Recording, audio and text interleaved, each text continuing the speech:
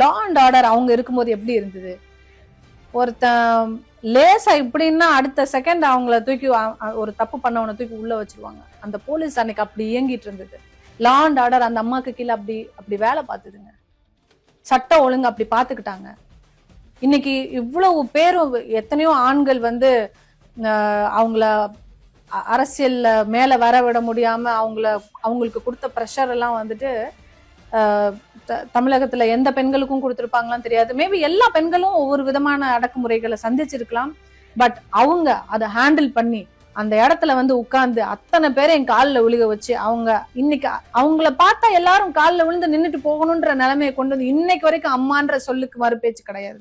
இன்னைக்கு வரைக்கும் அவங்க இறந்தாலும் அந்த அம்மா இருந்திருந்தா இந்த கட்சி இப்படி ஆயிருக்காது. அம்மா இருந்திருந்தாங்கன்னா கட்சிக்கு இன்னைக்கு இந்த நிலைமை கிடையாது. அம்மா இருந்திருந்தா அம்மா உணவகம் இப்படி இருந்திருக்காது. சோ அந்த அம்மான்ற ஒரு வார்த்தைக்கான மரியாதையை வந்து அவங்க கொடுத்துட்டு போயிட்டாங்க.